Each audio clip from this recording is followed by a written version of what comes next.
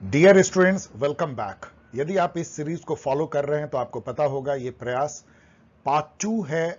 Research aptitude जो UGC net के paper 1 में फीचर करता है हर डोमेन में, उसके पास्ट ईयर पेपर को लेकर के और उसके थ्रू स्टैटिस्टिकल जो एक तरह समझिए बैकग्राउंड होने चाहिए पीएचडी एंट्रेंस टेस्ट के लिए, उसको एक समझने का प्रयास।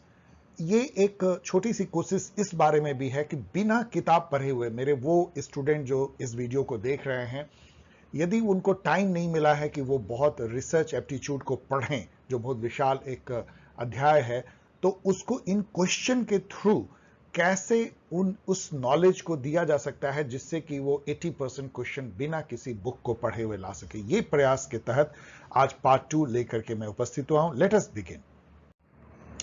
इससे पहले कि क्वेश्चन आंसर का दौर करें शुरू, रिसर्च एप्टीट्यूड के जो ये सिलेबस हैं वो आपको जरूर ठीक से पता होनी चाहिए, एक एक वर्ड इसके, और उसके बारे में जो जानकारी जितनी होनी चाहिए वो आप ले लीजिए, चाहे इस वीडियो के थ्रू या अदरवाइज। अब आइए 25 नंबर तक क्वेश्चन हम लोगों ने उसमें कवर किया था। अभी 25 और क्वेश्चन मतलब 50 तक देखेंगे और फिर पार्ट 3 में रिमेनिंग को देखने की कोशिश करेंगे। 26 नंबर क्वेश्चन है और ये पेपर जो है ये दिसंबर 2018 की पेपर है। मेमोरी से बोल रहा हूं, चेक कर लीजिएगा, इट डजंट मैटर कहां का, लेकिन पास्ट ईयर पेपर ये यूजीसी नेट पेपर 1 का है, रिसर्च एप्टीट्यूड पोर्शन को। और मैंने पहले भी कहा था कि ये अरिहंत में उन्होंने जो थीम वाइज उसको कल आउट किया है वहां से मैंने लिया है। ऑफ कोर्स जो रिसर्च है वो कई और जगहों से इसके बारे में मैंने की है, लेकिन क्वेश्चन मैंने वहां से लिया है।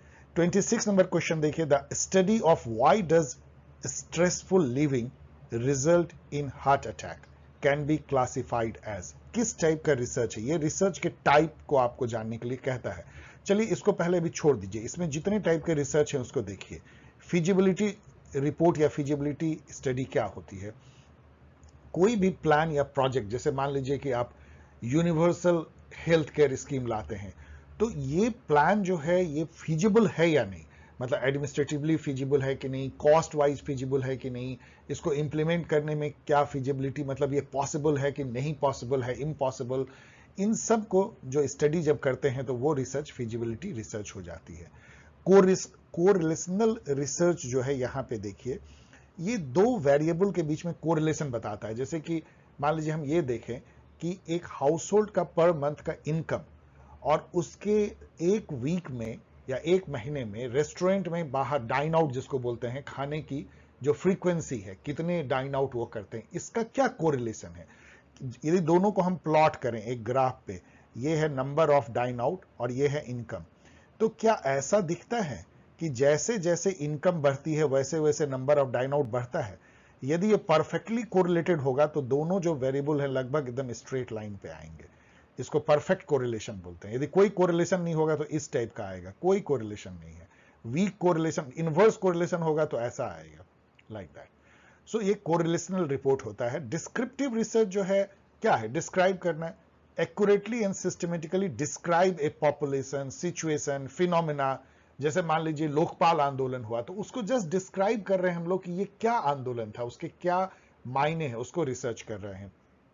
ये आंसर करता है what, where, when, how question, लेकिन व्हाई क्वेश्चन को नहीं करता। और यहां देखिए व्हाई क्वेश्चन है, व्हाई। अब आपको ये देखना है, ये तो डिस्क्रिप्टिव रिसर्च हो नहीं सकता है, तो आप ये देखिए कि वाई रिसर्च जो है वो ऑलवेज एक्सप्लेनेटरी रिसर्च करेगा। वाई क्यों? क्योंकि ये क्या कहता है, it is a method, research method developed to investigate a phenomena that had not been studied before or has not been well explained previously in a proper way।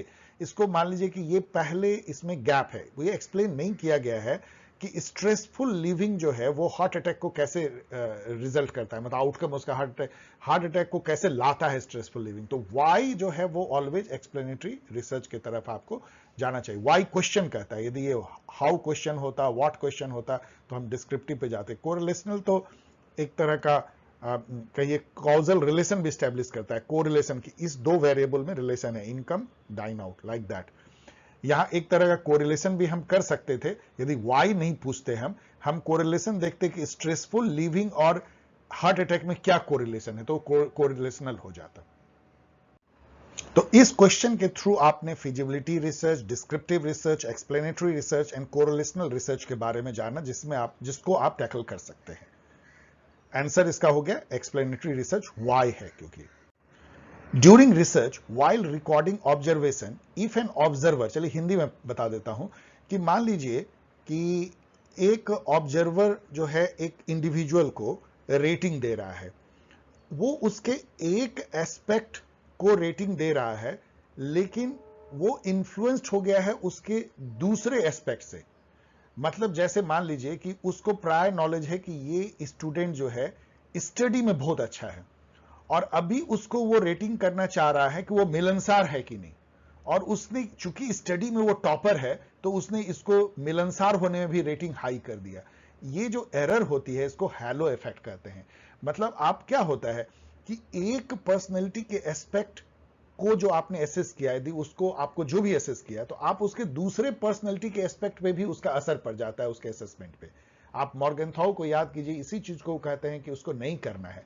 आपको political man को अलग करना है इकोनॉमिक मैन से, religious man से, kinship man से, या morality man से। आदमी के अंदर में अलग अलग जो है एप्टीट्यूड, अलग अलग जो है, अलग अलग समझिए कि उसके साइकोलॉजिकल मेकअप है, उससे आता है। पर्सनैलिटी का हर पार्ट का एट्रीब्यूट एक दूसरे से अलग हो सकता है। कोई स्टूडेंट टॉपर हो सकता है तो एक ही साथ वो मिलनसार नहीं होगा। यदि ये दोनों है तो एक ही साथ वो बहुत इथिकल या मोरल बिहेव भी करेगा, जरूरी नहीं है। इसको हैलो इफेक्ट कहते हैं। The formulation of A risk, ये सब एरर होती है। और भी बाकी को आप पढ़ लीजिएगा। ये जितने भी जो, जैसे एरर ऑफ सेंट्रल टेंडेंसी कि आप मीन के तरफ वियर्ड करने लगते हैं, मतलब सब कुछ मीन के तरफ चला आता है। एक्सट्रीम जो है कैटेगरिकल इफेक्ट हो सकता है, कैटेगरी को डिवाइड करने में, सबको देख लीजिए। 28 नंबर देखिए, the formulation of a research problem can be compare to, इसको किससे कंपेयर कर सकते हैं? ये कॉमन सेंस क्वेश्चन है। अब रिसर्च प्रॉब्लम तो जान है ना, यदि आपने रिसर्च प्रॉब्लम नींव है घर का, रिसर्च का पूरा फाउंडेशन है। So laying a foundation of a building, ये सब आप पढ़िए, उसमें कोई आपको जमेगा नहीं इसको छोड़ करके। A shift in attitude in respondents between 2 points during data collection is called. ये कंफ्यूजिंग क्वेश्चन है क्योंकि लैंग्वेज के चलते ये एटीट्यूड कह करके और इसको कंफ्यूज करता है। बेसिकली इसमें काफी सारे नॉलेज आपको इससे मिलते हैं। ये जो 4 इफेक्ट देखते हैं, अभी हम क्वेश्चन को छोड़ रहे हैं, पहले इसके ऑप्शन को देखिए। Reactive effect, maturation, regression, conditioning effect. ये सारे इफेक्ट जो हैं वो ये कहते हैं कि किसी भी रिसर्च में जब आप रिस्पॉन्डेंट को ऑब्जर्व करते हैं या आप कुछ इंटरवेंशन करते हैं, चाहे वो जीवित हो चाहे निर्जीव हो, कोई टूल से आप मेजर करते हैं, तो कई बार जो है इस मेजरमेंट या ऑब्जर्वेशन के प्रोसेस में ही जो ऑब्जर्वेंट है, जिसको हम ऑब्जर्व कर रहे हैं, उसके बिहेवियर में चेंज आ जाता है, उसमें परिवर्तन हो जाता है कई तरीके से, और वो एरर पैदा करता है आपके रिसर्च फाइंडिंग में। जैसे, और इस तरह के स्टडी ज्यादा होते हैं लॉन्गिट्यूडनल स्टडी में। लॉन्गिट्यूडनल स्टडी किसको बोलते हैं कि टाइम मान लीजिए 5 साल है, और इसमें एक ही रिस्पोंडेंट के पास लौट के आप 4 बार आते हैं, 4 बार क्वेश्चन पूछते हैं। पहले आपने 1 साल पहले पूछा, फिर कुछ समय बाद फिर पूछा, कुछ समय बाद फिर पूछा, इसको रिपीटेडली आप करते हैं। Researchers repeatedly examine the same individual to detect any change that might occur over a period of time. कोई दवाई वो खा रहा है तो उसके बारे में, या कोई उस पर एक्सपेरिमेंट किया जा रहा है कोई, तो उसका उस पर क्या असर हो रहा है, इस टाइप का मेडिकल में, एपिडेमियोलॉजी में, इस सब में किया जाता है लॉन्गिट्यूडनल स्टडी। उसमें ये सब ज्यादा प्रोनाउंस होता है ये एरर। अब आइए इन एरर्स को थोड़ा देखते हैं, तब इस क्वेश्चन को समझेंगे। रिएक्टिव एरर क्या होता है, रिएक्टिव इफेक्ट क्या होता है कि जैसे हॉथरडिन एक्सपेरिमेंट को याद कीजिए जो एल्टन मायो ने किया था वेस्टर्न इलेक्ट्रिक प्लांट यूएसए में। उसमें क्या होता है कि जब वो उन्होंने इल्यूमिनेशन स्टडी किया, तो जब ऑब्जर्वेंट को पता हो कि उनको ऑब्जर्व किया जा रहा है तो उनका बिहेवियर ही चेंज हो जाता है। अब पता लगा लाइट को वो कम करते जा रहे हैं, फिर भी डिम लाइट में भी वर्कर ज्यादा काम करे, क्योंकि उनको पता है कि कोई उनको ऑब्जर्व कर रहा है। ये रिएक्टिव इफेक्ट होता है। तो आपको ये फॉल्स जो है वो रिस्पॉन्डेंट जो है रिस्पॉन्स देगा। मैच्योरेशन इफेक्ट क्या होता है कि आपने यदि 5 साल बाद एक बच्चे को, 10 साल के बच्चे को आपने एक इंटरव्यू लिया था, और 5 साल बाद 15 साल में वो टीन में चला गया है, तो उसका रिस्पॉन्स बदल जाता है। मतलब ऐसा चेंज रिस्पॉन्डेंट के एटीट्यूड या बिहेवियर या रिस्पॉन्स में जो उसके मैच्योरेशन से रिलेटेड है, क्योंकि वो मैच्योर कर गया। एडल्ट आदमी जो बूढ़ा हो गया तो उसका बदल जाता है, ये मैच्योरेशन इफेक्ट है। रिग्रेशन सबसे बाद में आता है। कंडीशनिंग इफेक्ट जो है ना, यहां पे जो है चेंज किससे हो रहा है, यहां मैच्योरेशन में चेंज एज के चलते हो रहा है, टाइम के चलते। यहां कंडीशनिंग जो है आपका जो एक्सपेरिमेंट है उसके चलते ही उसमें चेंज आ जाता है। जैसे इसका सबसे अच्छा एग्जांपल है कि कुत्ते के साथ में, डॉग के साथ में किया गया कि आप उसको हड्डी दिखाते हैं तो उसका सलीवा निकलने लगता है, सेलिवेट होने लगता है, एक हड्डी उसको दिखाइए। बाद में क्या हुआ, देखा गया कि ये हड्डी नहीं भी दिखाता है, एक्सपेरिमेंटर जैसे ही उसके सामने जाता है कुत्ते का जो है लार या सलीवा निकलने लगता है। उसका कंडीशनिंग हो गया, क्योंकि उसको हमेशा लगता है कि वो जरूर हड्डी लेके ही आया होगा। तो इसको कंडीशनिंग इफेक्ट कहते हैं, उसका चेंज कर जाता है, स्टिमुलस चेंज कर जाता है, क्योंकि वो कंडीशन हो गया उस एक्सपेरिमेंट से। ये भी एरर है। रिग्रेशन इफेक्ट क्या होता है, ये है कि आप ऐसा लेना चाहते हैं कि कोई ऑनेस्टी के बारे में, मान लीजिए आप लोगों को पूछते हैं जो कि एकदम अलग अलग विचार रखते हैं, मतलब मीन यहां पे है, कोई यहां रखता है, कोई यहां विचार रखता है, आइडियोलॉजिकली डिफरेंट विचार रखता है, लेकिन जब आप दूसरी बार पूछेगा तो सब लोग थोड़ा चेंज होकर के मीन की तरफ आ जाएंगे, जो एक्सट्रीम थे वो भी इधर आ जाएंगे, एक्सट्रीम थे इधर भी आ जाएंगे। तो ये जब, इसको रिग्रेशन इफेक्ट कहते हैं। मतलब जब आप 4 बार किसी को पूछेंगे ना एक ही तरह का क्वेश्चन, डिफरेंट, एक 6 महीने बाद, 6 महीने बाद सभी मिलो डाउन कर जाते हैं। जो एक्सट्रीम व्यू भी रखते हैं वो भी जो है मीन पे, इसको रिग्रेशन टू मीन इफेक्ट कहते हैं। मतलब वो सेंट्रलाइज हो जाता है, उससे आपका कुछ रिजल्ट कोई अच्छा निकलता नहीं है। अब इतना जानने के बाद भी ये क्वेश्चन आपको कंफ्यूजिंग लगेगा, क्योंकि ये पूछता है a shift in the attitude in the respondent between 2 point during data collection is called. अब ये एटीट्यूड तो किसी तरीके से चेंज हो सकता है, ये एटीट्यूड इन चारों में से कोई भी हो सकता है, लेकिन इसका आंसर इन्होंने रिग्रेशन इफेक्ट दिया है। ये कंफ्यूजिंग इस कारण से कि ये मान के दे रहे हैं कि आपका एटीट्यूड जो है वो सेंट्रल की तरफ जा रहा है, मतलब आप मिलोड डाउन हो रहे हैं, लेकिन हाईली कंफ्यूजिंग। एटलीस्ट आप इन सब को जान लीजिए, जितने भी इफेक्ट हैं, और लॉन्गिट्यूडनल स्टडी को जान लीजिए, इससे आपको बहुत क्वेश्चन बनेगा। इसका आंसर तो कंफ्यूजिंग है ही, और लैंग्वेज भी कंफ्यूजिंग है। From the list given below identify these which are called non probability sampling। ये कोई कंफ्यूजन नहीं है। Probability and non probability sampling जो है, मैंने आपको पिछले बार भी पढ़ाया था, ये सब प्रोबेबिलिटी सैंपलिंग है। सिंपल रैंडम सैंपलिंग, आपने 100 मान लीजिए कि स्टूडेंट है, आपको रैंडम 10 लेना है, कंप्यूटर से आप रैंडम नंबर जनरेट कर लीजिए रोल नंबर में 1 से लेकर 100 तक का, और रैंडमली सेलेक्ट कर लीजिए। देन क्लस्टर सैंपलिंग मैंने आपको बताया है। ये मान लीजिए कि पूरे टाउन को आपको कुछ सैंपल लेना है, तो पहले टाउन को आपने क्लस्टर कर दिया, मतलब कुछ मोहल्लों में बांट दिया, या क्लस्टर किसी बेसिस पे आपने पॉपुलेशन को क्लस्टर में बांट दिया, और फिर इन क्लस्टर किसी बेसिस पे बांटा, या रैंडमली भी बांट सकते हैं, और फिर इस क्लस्टर में से रैंडम सेलेक्ट कर लिया। क्लस्टर स्ट्रेटिफाइड सैंपलिंग क्या है, किसी क्राइटेरिया के बेसिस पे, मेल, फीमेल, जेंडर, इनकम, आपने पहले स्ट्रेटिफाई कर दिया, मतलब उसको जो है हायरार्की या स्ट्राटा में बांट दिया पॉपुलेशन को, और फिर हर स्ट्रेटा से रैंडम सैंपलिंग करके कुछ कुछ पॉपुलेशन को निकालिए। बहुत अच्छा सैंपलिंग माना जाता है, इसमें एरर कम होता है। बाकी 3 जो है ना, डायमेंशनल सैंपलिंग, यहां देखिए, कोटा सैंपलिंग और स्नोबॉल, ये नॉन रैंडम सैंपलिंग। अब देखिए क्या होता है, कोटा सैंपलिंग क्या होता है, इसमें क्या होता है कि एक पर्टिकुलर कैरेक्टरिस्टिक पे आप जो है सैंपल को चुनते हैं। जैसे मतलब कोटा फिक्स कर देते हैं, जैसे कि मान लीजिए आपको एक पॉपुलेशन में से चुनना है मेल फीमेल, तो आप कहते हैं कि भाई मेल और फीमेल दोनों बराबर होने चाहिए, हमको 15 मेल चाहिए और 15 फीमेल चाहिए एक स्टूडेंट ग्रुप में से। तो आपने एक क्राइटेरिया तय कर दिया, उसके बेसिस पे आपने कोटा तय कर दिया और आपने ले लिया, नॉन सैंपलिंग है। डायमेंशनल सैंपलिंग कोटा सैंपलिंग का ही आगे का वर्जन है, जिसमें कि एक नहीं मल्टीपल क्राइटेरिया पे कोटा फिक्स करते हैं, gender, income, residence, education type, और सब में आपने कोटा फिक्स कर दिया। हमको इस इनकम ग्रुप का 5 आदमी चाहिए, इस जेंडर का इतना चाहिए, रेसिडेंस उसका वहां हो, एजुकेशन इस लेवल का हो, और आप चुन लेते हैं, मतलब कोटा फिक्स कर देते हैं, अपने से आप जजमेंट करते हैं। तो कोटा सैंपलिंग का दूसरा वर्जन हो गया डायमेंशनल सैंपलिंग। स्नोबॉल सैंपलिंग बड़ा मजेदार होता है, ये बड़ा मुश्किल होता है ऐसे सैंपल को ढूंढना। जैसे मान लीजिए यदि आप ऐसा लेते हैं कि ऐसा वर्कर जो कि पिछले 5 साल में जो है 4 प्रमोशन मिला है आईटी इंडस्ट्री में, वो उसको क्या कारण रहे होंगे, मान लीजिए इस टाइप का आप इंटरव्यू लेना चाहते हैं। ऐसा सैंपल मिलना बहुत रेयर है। आपके पास में कोई है नोन 2 आदमी जिसको आप पर्सनली जानते हो, तो आप उसको बोलोगे भाई हमको रेफर कर दो ऐसे लोगों को, उसने 3 लोगों को रेफर किया, इसने 3 को किया, फिर एक ने इतने को किया, दूसरे ने इतने को, आपको इतना, तो एक तरह स्नोबॉल हो जाता है। एक सैंपल ने दूसरे को रेफर किया, दूसरे ने और कई ने कई को, तो आपको एक नेटवर्किंग इफेक्ट से बहुत ज्यादा स्नोबॉलिंग जिसको बोलते हैं, अब बहुत सारा सैंपल आपको मिल जाता है, जितना तक आपको होता है उतना लिमिट कर देते हैं, फिर आगे आप उसको नहीं पूछते हैं। ये स्नोबॉल सैंपलिंग है। एक रेफरल सैंपलिंग कर लीजिए, इसको चेन रेफरल सैंपलिंग भी बोलते हैं या नेटवर्क सैंपलिंग कहते हैं। तो ये तीन जो है, डायमेंशनल, कोटा एंड स्नोबॉल, ये तीनों नॉन सैंपलिंग है। तो आप इसमें से चुन सकते हैं 2, 3 एंड 5। तो जान लीजिए, ये बहुत ही अच्छा आपको नॉलेज देता है ये क्वेश्चन सैंपलिंग के बारे में।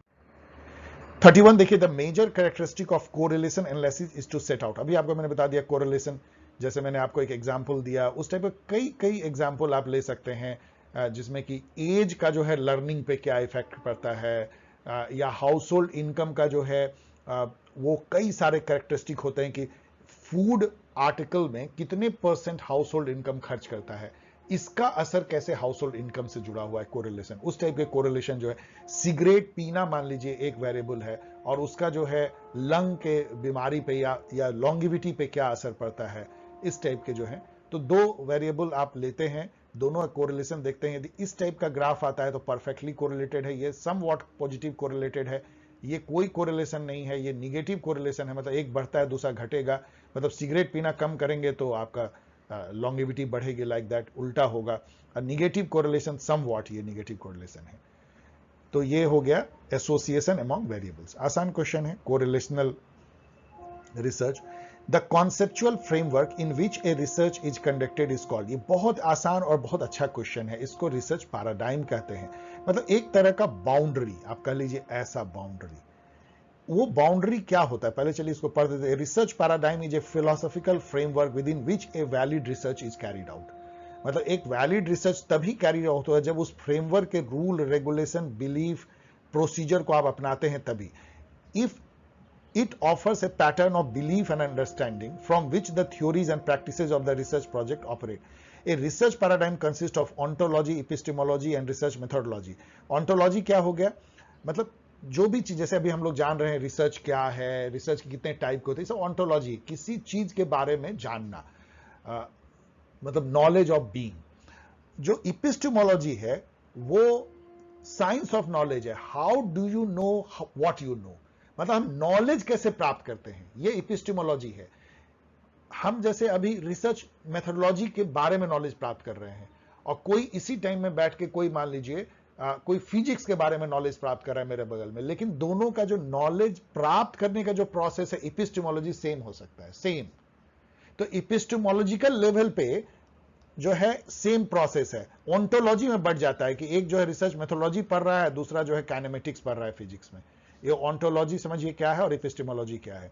एंड रिसर्च मेथोडोलॉजी तो जितना भी आप देख रहे हैं वो सब, तो इन सब के बारे में जो रूल रेगुलेशन बनाए जाते हैं, जिसको आप मानते हैं, उसी के अंडर में करते हैं, एक पैराडाइम बनता है।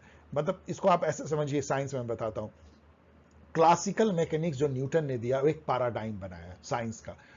सैकड़ों सालों तक रिसर्च उसी पैराडाइम में होते रहे, उसमें फिक्स माना गया कि मोमेंटम और इनर्शिया क्या है एंड ऑल। लेकिन उस पैराडाइम को चेंज कर दिया जब रिलेटिव मोशन का जो सवाल आया, क्वांटम मैकेनिक्स का सवाल आया, जो कि अल्बर्ट आइंस्टीन ने उठाया। तो वहां पे ड्यूअल नेचर ऑफ जब पार्टिकल का आ गया कि कोई वेव और मैटर दोनों की तरह लाइट बिहेव कर सकता है, तो उस टाइप का जब आया तो पैराडाइम ही चेंज हो गया। अब पूरा रिसर्च का जो फिजिक्स में पैराडाइम है चेंज हो गया। इसी को थॉमस कुन जो बोलते हैं, यहां रिमेंबर गलत लिखा, रिमेंबर थॉमस कुन पैराडाइम शिफ्ट। वो कहते हैं कि साइंटिफिक रिवॉल्यूशन तब होता है जब पैराडाइम चेंज होता है, अदरवाइज आप उसी बाउंड्री के बीच में रिसर्च करते रहते हैं जो एक्सेप्टेड जो मेथोडोलॉजी है। So it is research paradigm. Snowball sampling फिर से लौट के आ गया, ये तो आसान अब आपके लिए होगा। Snowball sampling is the process of selecting sample through networks. यहां नेटवर्किंग है, रेफरल। ए टेंटेटिव, अभी देखिए ये हाइपोथेसिस को डिफाइन करता है। ए टेंटेटिव प्रपोजिशन, मतलब ये फाइनल प्रपोजिशन नहीं है, प्रपोजिशन मतलब एजर्सन विथ अननोन वैलिडिटी, अभी वैलिडेट भी नहीं हुआ है, टेस्ट नहीं हुआ है, that specifies A relationship between two और मोर वेरिएबल, वेरिएबल 1, वेरिएबल 2 या वेरिएबल 3, इन सब के बीच में रिलेशन को एस्टैब्लिश करता है। टेंटेटिव है, प्रपोजिशन है, अभी वैलिडिटी नहीं हुआ है, इसको हम रिसर्च हाइपोथेसिस कहते हैं। बस रट लीजिए the best definition of hypothesis.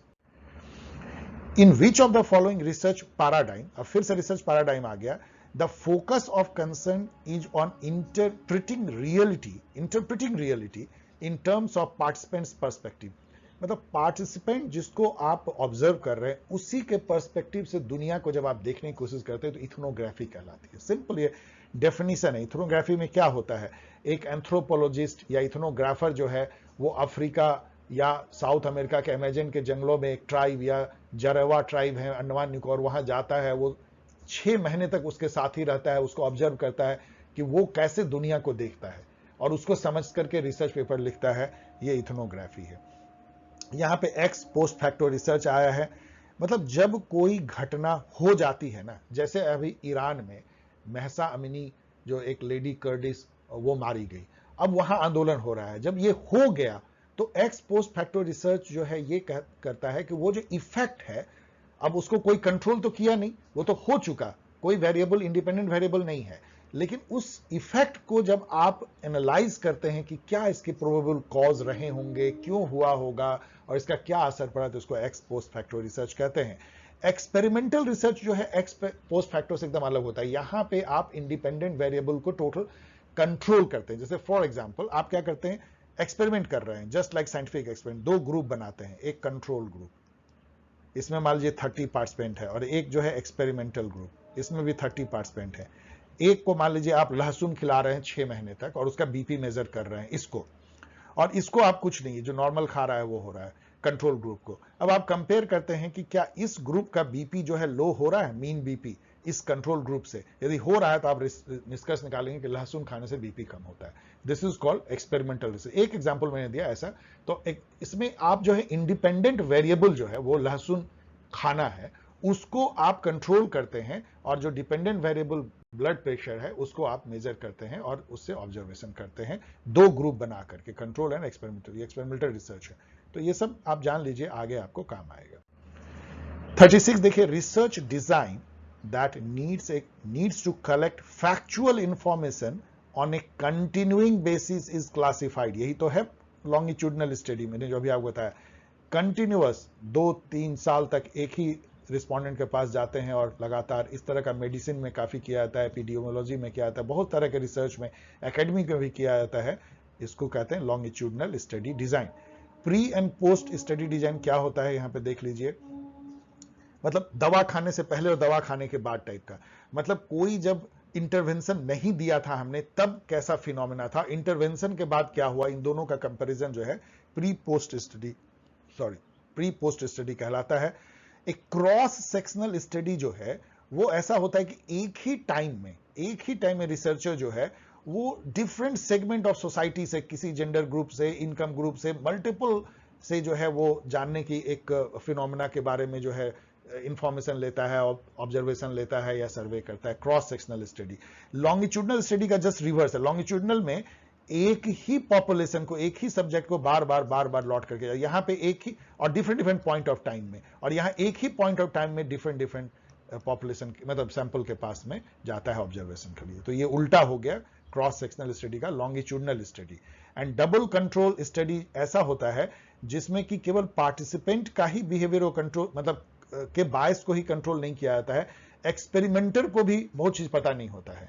जैसे मान लीजिए कि एक ड्रग का इफेक्ट का स्टडी एक रिसर्चर कर रहा है और उसको कहा जाता है कि देखो इन सब को एक दवाई दी गई है, देखो कि इस पर क्या असर होता है, और जो सुपर रिसर्चर है वो दवाई, कुछ लोगों को दवाई नहीं, बस शुगर का गोली दे रहा है, और वो पार्टिसिपेंट सोच रहे हैं हमको वो दवाई मिल रहा है, कई बार इसको प्लेसिबो बोलते हैं, उससे भी जो प्लेसिबो इफेक्ट होता है वो, कई बार आपको ना कोई आदमी बोल रहा है बहुत थकान रहती है, बीमार है, डॉक्टर पास जाता है, डॉक्टर पूरा चेक करता है, उसको समझ में आता है इसको कोई बीमारी नहीं, बस उसके साइकोलॉजी है, वो उसको शुगर की गोली टाइप को बोलता है, ये दवाई दिन में 3 बार खाना ठीक हो जाओगे, और सही में ठीक हो जाता है, प्लेसिबो इफेक्ट बोलते हैं। तो आपको लगता है कि आपको दवाई दी जा रही है। तो ये जो पार्टिसिपेंट है, ये जो एग्जाम्पल मैं दे रहा हूं, उसको मान लो प्लेसिबो दिया जा रहा है, और एक्सपेरिमेंटर को पता नहीं है, कुछ लोगों को दवाई और कुछ लोगों को प्लेसिबो है। तो जब इस टाइप का कंट्रोल करते हैं तो उसको डबल ब्लाइंड भी कहते हैं या डबल कंट्रोल भी कहते हैं। उसमें पार्टिसिपेंट और जो ऑब्जर्वेंट है या जो ऑब्जर्वर है, दोनों को ही कुछ बातें पता नहीं होती जिससे कि बायस वो ना कर सके। डबल कंट्रोल स्टडी, ये सब को मैंने एक्सप्लेन किया जो इस ऑप्शन में है। अब आइए दिसंबर 2018 के कुछ क्वेश्चन को देखते हैं। 37 नंबर क्वेश्चन देखिए, which of the following statement best reflect the meaning and characteristic of research. ये क्वेश्चन जो है हाईली कंफ्यूजिंग सेकंड क्वेश्चन है, मैं क्वेश्चन मार्क लगा रहा हूं। इसमें बहुत सारे स्टेटमेंट जो है वो रिसर्च को बताते हैं, लेकिन इसका आंसर क्या है पता है, ये है। अब ये सब तो आपको पता है, अभी आपने CUET में भी देख लिया होगा कि आंसर तो बहुत गलत होते हैं, क्योंकि ये कहते हैं research mean challenging the status quo, है research is an endeavour to collect facts and information, है research is a synthesis of deductive inductive process, है लेकिन ये भी तो है research mean proving one's assertion and belief, ये भी है research is a careful review of reported study, वो भी है literature review, research is a critical and passionate search for knowledge, ये भी है। तो इसको कैसे सेलेक्ट किया इन्होंने, मैं आपको छोड़ रहा हूं, ये सब हाईली कंफ्यूजिंग। द पारा, लेकिन ये सब पढ़ लीजिए, ये सब रिसर्च है। द पैराडाइम, फिर से वही पैराडाइम तीसरी बार आ रहा है, paradigm of research which focuses on the development of professional expertise of the researcher practitioner. देखिए एक ऐसा रिसर्च होता है, इसको एक्शन रिसर्च बोलते हैं, उसमें ऑनगोइंग जो है, जो चीजें चल रही है, मैं आपको पढ़ा रहा हूं और मैं एक्शन रिसर्च भी कर रहा हूं, तो मैं आपके ऑब्जर्वेशन को पर रिसर्च करके अपनी पढ़ाई को लगातार इंप्रूव कर रहा हूं। तो ये एक साथ रिसर्च भी करते हैं, एक्शन भी लेते हैं और इंप्रूव भी करते हैं, इसको एक्शन रिसर्च कहते हैं। इसमें जो रिसर्चर होता है उसका भी प्रोफेशनल डेवलपमेंट होता है, so it is action research. आगे हम applied research and pure research इन सब के बारे में बात करेंगे। क्वालिटेटिव एंड क्वांटिटेटिव तो पहले मैंने बता दिया है आपको। अब यहां याद कर लीजिए फिर से कि 4 स्टेज होते हैं एक्शन रिसर्च के, प्लानिंग, एक्टिंग, ऑब्जर्विंग, रिफ्लेक्टिंग। याद रखिएगा इसको, प्लानिंग, एक्टिंग, ऑब्जर्विंग, रिफ्लेक्टिंग, ये भी पूछा गया था पिछले बार में। यहां पे जो है ये आसान है, आपको मैच करना है research method, experimental, x post facto, अब तो आप काफी जान गए हैं, इथोनोग्राफिक भी जान गए हैं। तो एक्सपेरिमेंटल यदि आप देखेंगे तो आप यहां क्या होगा, establishing cause and effect through control. आपने देखा लहसुन खाने का क्या इफेक्ट पड़ता है ब्लड प्रेशर पे, कंट्रोल करके, वेरिएबल को हम कंट्रोल करते हैं। तो ए के 4 और इसी से आपका क्रैक हो जाता है। बाकी को मैच कर लीजिएगा यदि आपको नॉलेज लेना है, चूंकि यहां हम लोग नॉलेज ले रहे हैं तो चलिए कर लेते हैं। बी का 5 है, एक्स पोस्ट फैक्टो, आपने देखा ना इफेक्ट पे, तो हम क्या करते हैं, ये बी का 5 है, probing into the causal factor from the observed effect, effect हो चुका है उसके बाद हम गेस करते हैं या प्रोब करते हैं कि क्या कॉज रहा होगा।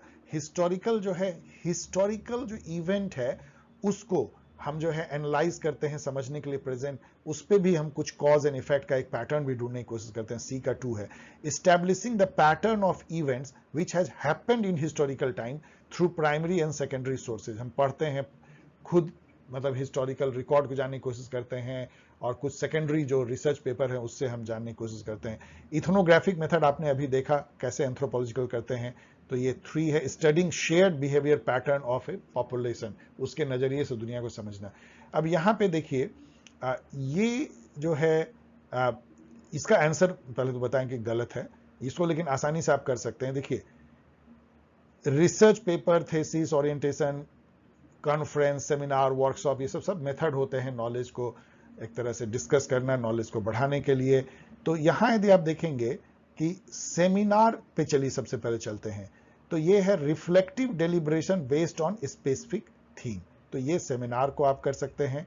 वर्कशॉप जो है ये target oriented group based reflection है, मतलब एक छोटे से ग्रुप को आप वहां नॉलेज शेयर भी करते हैं और ग्रुप, वो जो टारगेट पॉपुलेशन है वर्कशॉप में जो आते हैं वो कुछ करते भी है, कुछ एक्टिविटी भी करते हैं, तो करना और साथ में डिस्कशन करना वर्कशॉप है छोटे से ग्रुप में।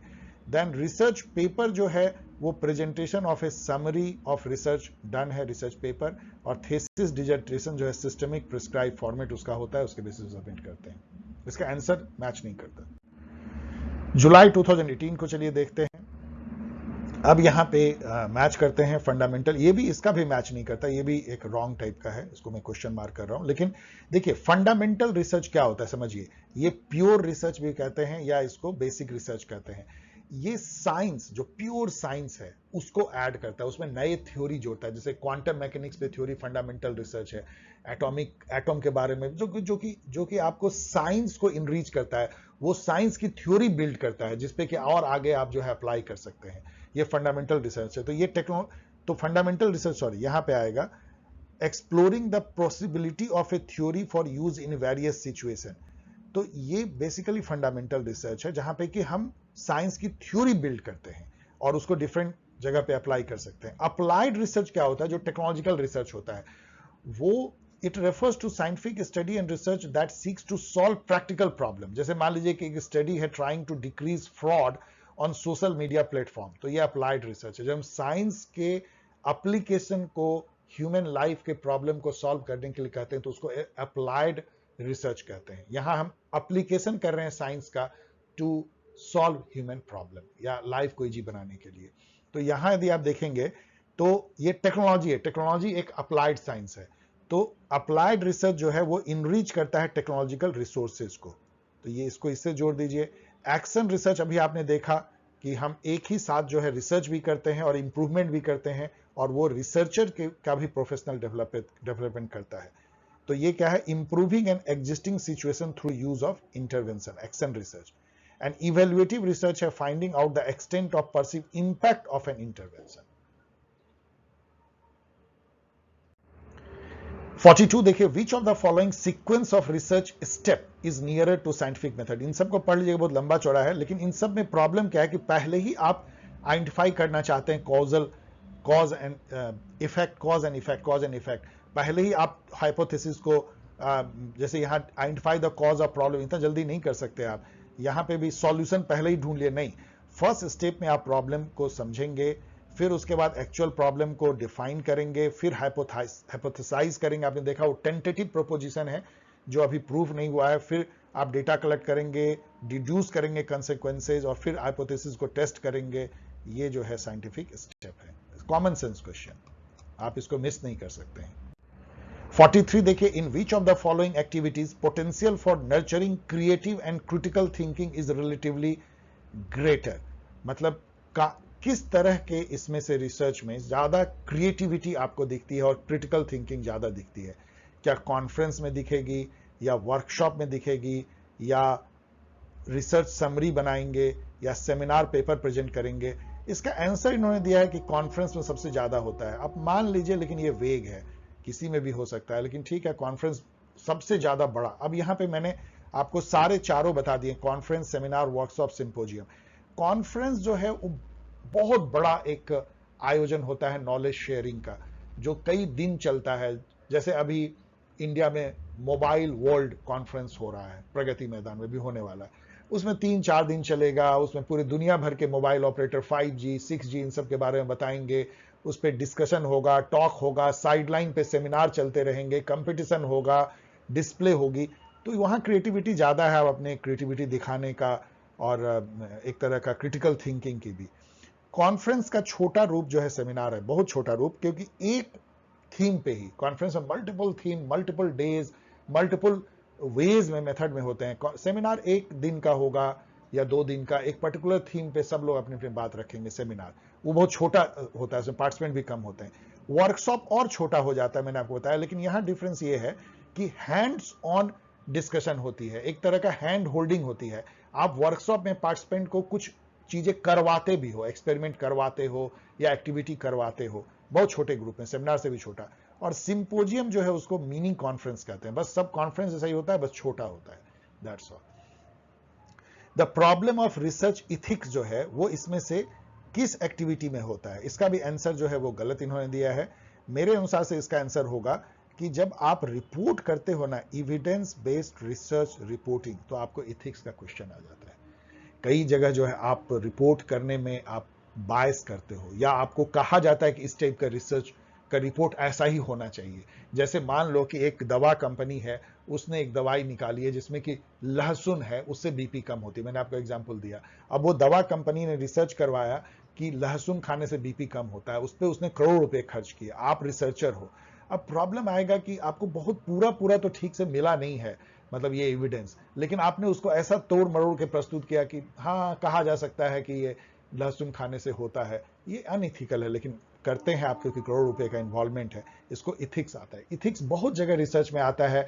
आप जो एक्सपेरिमेंट करते हो जिन पॉपुलेशन पे या सैंपल पे, उसको भी पूरा बताना कि ये इसका क्या उस पर असर हो सकता है। कुछ खिला पिला रहे हो मेडिकल में, तो बिल्कुल बताना चाहिए कि इसका साइड इफेक्ट क्या होगा।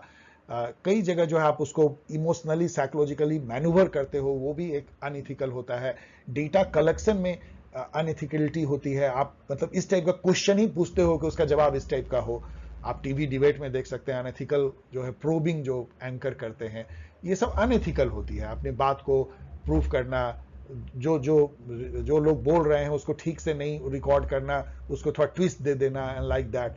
सैम्पलिंग में अनएथिकलिटी आप करते हैं, बहुत तरह की अनएथिकलिटी होती है। तो एविडेंस बेस्ड रिसर्च रिपोर्टिंग में नवंबर 2017 में देखते हैं 45 नंबर क्वेश्चन देखिए, in finalising a thesis writing format which of the following would form part of a supplementary page. मतलब जब आप रिसर्च थेसिस लिखते हैं तो उसमें कुछ कंपलसरी होते हैं, टेबल ऑफ कंटेंट देना होगा, कंक्लूजन तो देना ही पड़ेगा, टेबल फिगर देना होगा। अपेंडिसेस जो है जनरली सप्लीमेंट्री होता है, मतलब आप दे भी सकते हैं नहीं भी दे सकते हैं। बिब्लियोग्राफी यहाँ लिखा है, आई एम नॉट कन्विंस्ड, लेकिन अपेंडिसेस जो है तो चलिए।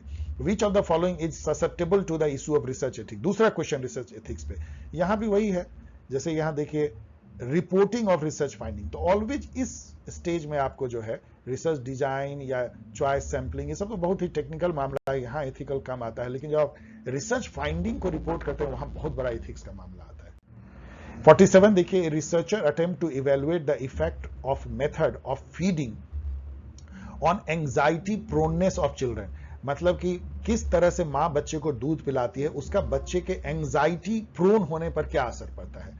तो ये अब देखिए यहां पे आप बहुत कंफ्यूज कर सकते हैं। आपको लगेगा कि ये तो एक्सपेरिमेंटल भी हो सकता है कि हम एक दो कंट्रोल ग्रुप बनाएं, एक में मां जो है एक ही तरीके से फीड करिए, दूसरे में अलग अलग तरीके से, और उससे देखें कि क्या असर पड़ता है। लेकिन यहां पे देखिए क्या कर रहा है, ये इवेल्युएट कर रहा है effect of method of feeding on anxiety. मतलब ऑफ कोर्स कंफ्यूजिंग है, लेकिन ये हो चुका है। मतलब इसका एक्सप्लेनेशन ऐसे दिया जा सकता है, इसके आंसर से चलें कि हो चुका है ये, तो पोस्ट फैक्टो है, एक्स पोस्ट फैक्टो मेथड है, और फिर आप प्रोबेबल कॉज जानने की कोशिश करते हैं। ऑफ कोर्स हाईली कंफ्यूजिंग, ये एक्सपेरिमेंटल भी हो सकता है, सर्वे और केस स्टडी तो नहीं होगा। In which of the following arrangement a wider spectrum of ideas and issue may be made available. अभी आपने देखा कॉन्फ्रेंस से ज्यादा किसी में भी वाइडर इशू आइडिया पे डिलिब्रेशन नहीं होती है। Which of the following research types focuses on ameliorating the prevailing situation. Ameliorate का मतलब होता है किसी सिचुएशन को थोड़ा सा इंप्रूव कर देना, एमेलियोरेट कर देना। सो सिचुएशन को इंप्रूव करना थोड़ा सा। तो ये किस तरह के रिसर्च में ऐसा हो सकता है। आपने देखा कि ये एक्शन रिसर्च में होता है, जहां पे कि हम सिचुएशन को इंप्रूव करने की कोशिश करते हैं रिसर्च के साथ ही, ऑनगोइंग एक्शन रिसर्च। आपने अप्लाइड रिसर्च देख लिया, जहां पे कि साइंस को हम अप्लाई करते हैं ह्यूमन लाइफ को इंप्रूव करने में। एक्सपेरिमेंटल रिसर्च आपने देखा, एक कंट्रोल ग्रुप, एक एक्सपेरिमेंटल ग्रुप होता है, और दो वेरिएबल के बीच में कॉज एंड इफेक्ट रिलेशन को एस्टैब्लिश करने की कोशिश करते हैं। फंडामेंटल रिसर्च या प्योर या बेसिक रिसर्च होता है, जो हमारे साइंटिफिक नॉलेज को बढ़ाता है, थ्योरी, बेसिक थ्योरी साइंस का बनाता है या सोशल साइंस का। जून 2017 का चलिए क्वेश्चन देखते हैं, last question 58th। Of course ये प्रयास रहेगा जारी। In which of the following research the researcher attempt to trace an effect. अब यहां पे देखिए ट्रेस एंड इफेक्ट, अगेन वो पोस्ट फैक्टो रिसर्च के बारे में कह रहा है कि एक चीज हो गया है, उसको आप जो है ट्रेस करते हैं कि इफेक्ट क्यों हुआ, उसके क्या प्रोबेबल कॉजेज रहे एंड ऑल।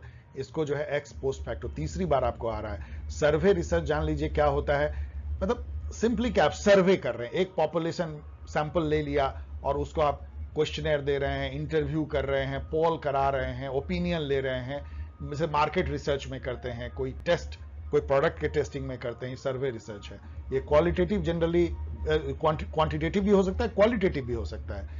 हिस्टोरिकल रिसर्च तो ऑलवेज क्वालिटेटिव टेक्निक होता है। आपने देखा हिस्टोरिकल रिसर्च में, हिस्टोरिकल पास्ट में जो इवेंट हुए हैं उसमें हम पैटर्न ढूंढने की या कॉज इफेक्ट ढूंढने की कोशिश करते हैं, उससे प्रेजेंट को समझने और फ्यूचर को प्रेडिक्ट करने की कोशिश करते हैं। समेटिव रिसर्च क्या होता है, जैसे मान लीजिए आपने बच्चों पे एक प्रोजेक्ट चलाया, उनके मैथमेटिकल रीजनिंग को बढ़ाने का, 6 महीने का एक प्रोजेक्ट चलाया एक स्कूल में। वो प्रोजेक्ट खत्म होने के बाद आप बच्चों के फिर मैथमेटिकल रीजनिंग को टेस्ट करते हैं और ये समझने की कोशिश करते हैं कि वो प्रोजेक्ट कितना सक्सेसफुल रहा। जब किसी प्रोजेक्ट के अंत में उस प्रोजेक्ट का क्या परिणाम निकला, जब वो रिसर्च करते हैं तो समेटिव रिसर्च है। और जब उस प्रोजेक्ट शुरू होने के पहले जब हम करते हैं कि रिसर्च डिजाइन को इंप्रूव करने के लिए, तो फॉर्मेटिव रिसर्च होता है। उसमें हम सिमुलेट करते हैं, उसमें एक्चुअल तो हमको रिजल्ट पता नहीं है, लेकिन हम टेस्ट या पायलट टेस्ट करके या सिमुलेशन करके रिसर्च डिजाइन को चेंज करते हैं। तो formative versus summative research. Formative assessment भी होता है, फॉर्मेटिव रिसर्च भी होता है जो पहले होता है या ऑनगोइंग होता है, और समेटिव जो है अंत में जब हो जाता है तब वो टेस्ट इधर लेते हैं, तो समेटिव असेसमेंट है ऐसे, या समेटिव रिसर्च जबकि कोई इवेंट हो गया है या कोई प्रोजेक्ट पूरा हो गया है तो उसका इंपैक्ट क्या है उसको समझने के लिए। So okay dear student, I hope कि इस वीडियो से आपने थोड़ी बहुत रिसर्च एप्टीट्यूड या रिसर्च के बारे में समझा होगा। रिसर्च क्या होता है, हाइपोथेसिस क्या होता है, कितने टाइप के रिसर्च होते हैं, सैम्पलिंग मेथड क्या होता है, और इन दो ही वीडियो से आपको एक लगभग आइडिया आने लगा होगा कि रिसर्च को कैसे समझा जा सकता है as far as UGC NET is concern या पीएचडी के एंट्रेंस टेस्ट है। मुझे पूरी आशा है कि यदि आप इस वीडियो को 4-5 बार देखेंगे तो आपको किताब पढ़ने की जरूरत नहीं पड़ेगी, यही मेरा प्रयास है। और थर्ड पार्ट और फोर्थ पार्ट यदि मैं लेके आता हूं तो डेफिनेटली 100 क्वेश्चन में आप कई बार जो है रिसर्च के कई सारे कॉन्सेप्ट्स को रिवाइज कर लेंगे। ओके, यदि ये वीडियो पसंद आया तो शेयर करें, सब्सक्राइब करें, कमेंट करें, लाइक करें, इस तरीके से मुझसे पूछें। और यदि अभी तक आपने यूजीसी नेट की गाइड नहीं ली है पॉलिटिकल साइंस की तो यहां से जाके ले सकते हैं। बाय, मिलेंगे बहुत जल्द पार्ट 3 लेकर के।